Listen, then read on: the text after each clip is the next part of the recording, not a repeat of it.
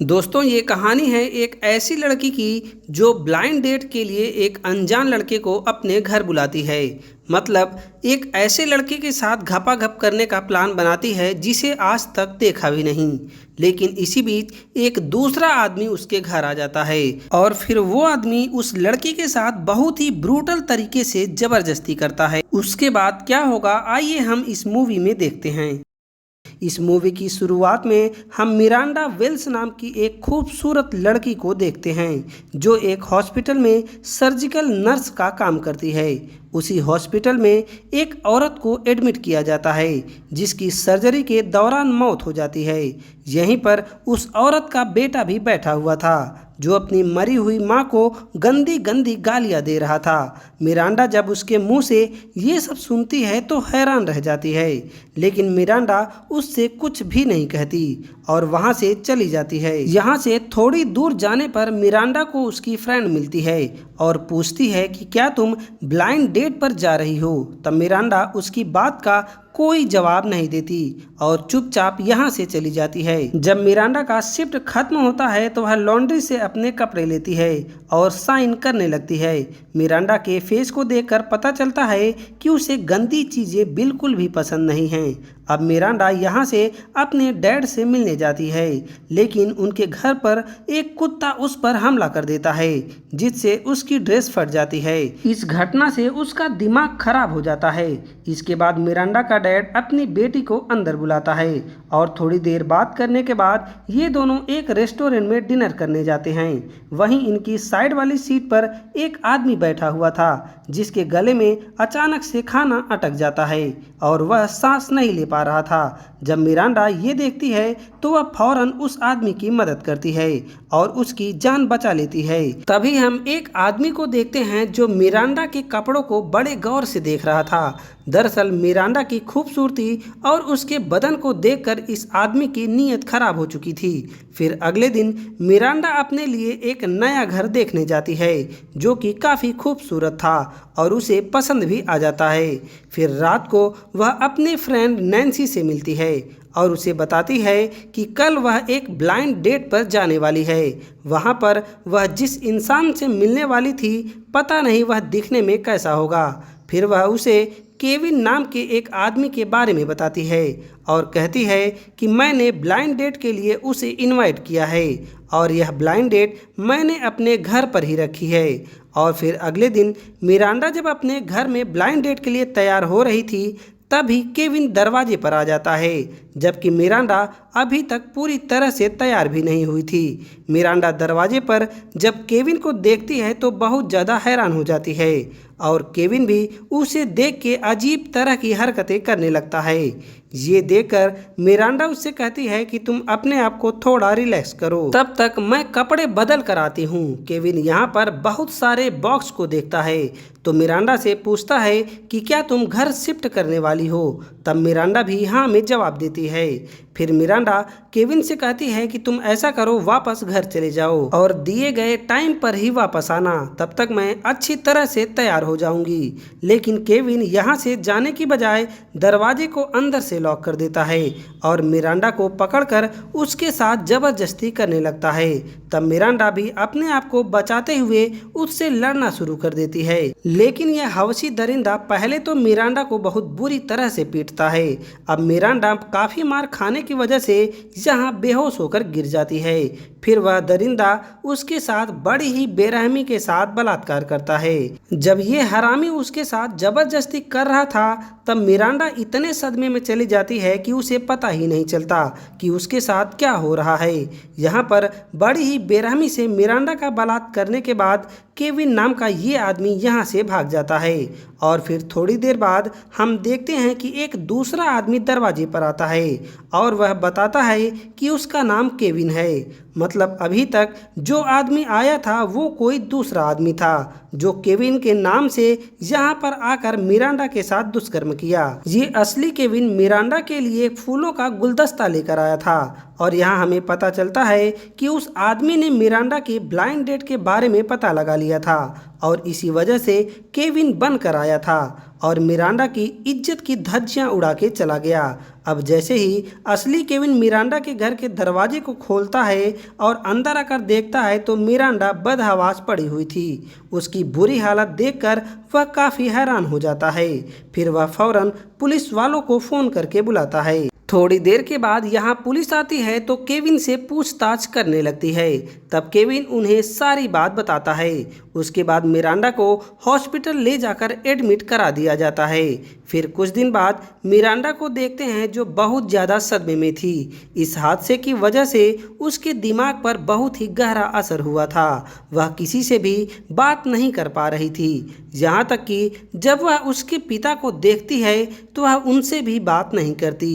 फिर मिरांडा के पास पुलिस वाले आते हैं और उससे पूछताछ करने की कोशिश करते हैं। पुलिस वाले मिरांडा से पूछते हैं कि क्या तुम उस आदमी को पहले भी कभी देखा था। ये सुनकर मिरांडा अपने दिमाग पर जोर डालती है और उसे याद आता है कि वह उस आदमी को रेस्टोरेंट में देखा था जब वह अपने डैड के साथ डिनर करने गई थी, और वह वही आदमी है जो उसके फटे हुए कपड़ों को देखकर हवस भरी नज़रों से देख रहा था।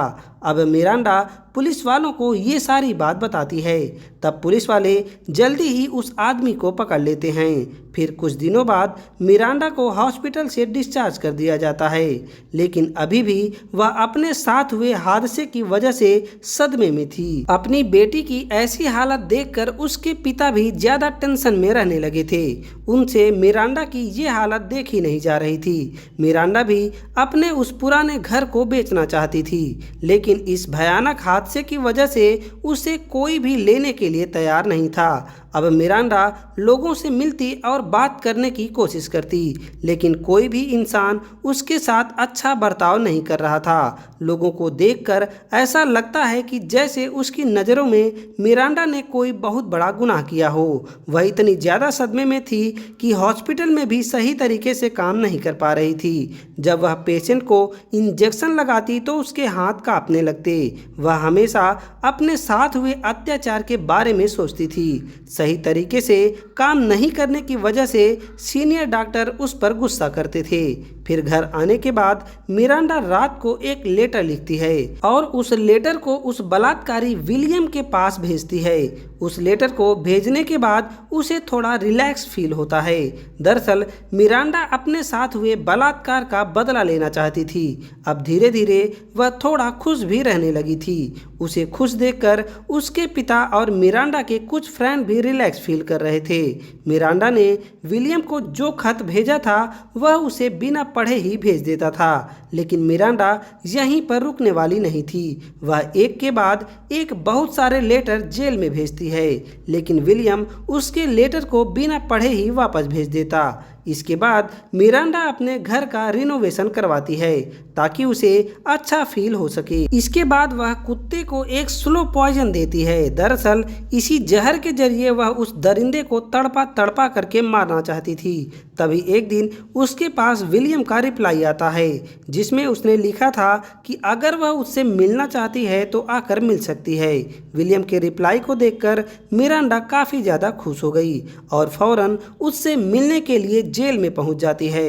मिरांडा जेल में जाकर उससे बड़े ही प्यार से बात करती है, जिससे विलियम को लगता है कि शायद उसने माफ़ कर दिया। इसके बाद मिरांडा वापस अपने घर आ जाती है और फिर से उस कुत्ते को वही पॉइजन देती है।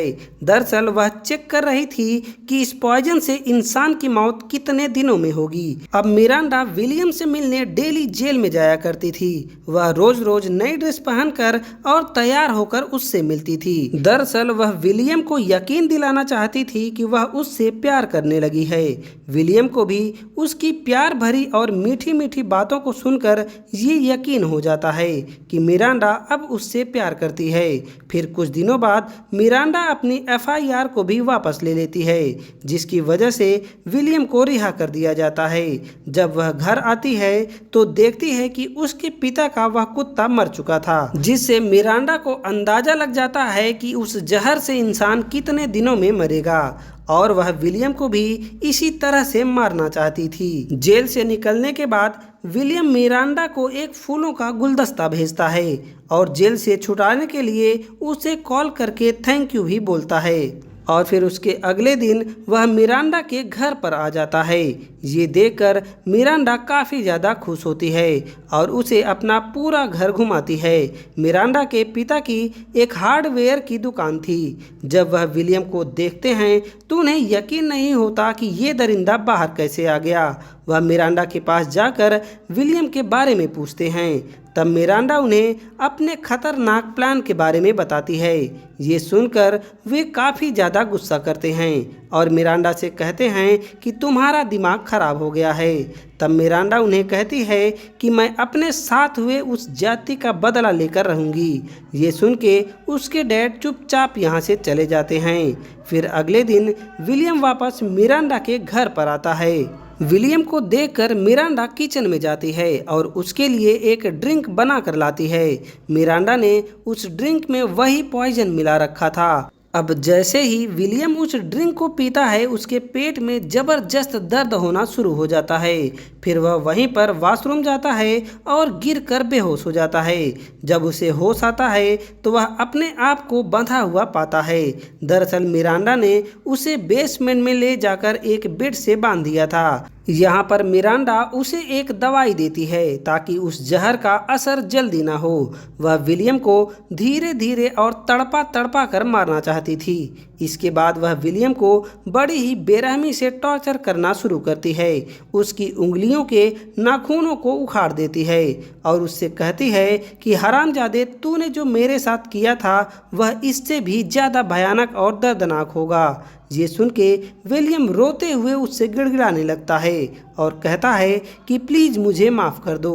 लेकिन मिरांडा की आंखों के सामने वही दर्दनाक सीन घूम रहे थे जो वो दरिंदा उसके साथ किया था और अब वह इस हरामी को कभी माफ़ नहीं करने वाली थी। फिर मिरांडा उसके नीचे के हिस्से को काट कर फेंक देती है जिससे विलियम तड़प तड़प कर मर जाता है। इस दरिंदे को मारने के बाद मिरांडा को काफ़ी ज़्यादा सुकून मिलता है और फिर अपने डैड के पास जाती है और उनसे सारी बात बताती है और यहीं पर ये मूवी ख़त्म हो जाती है।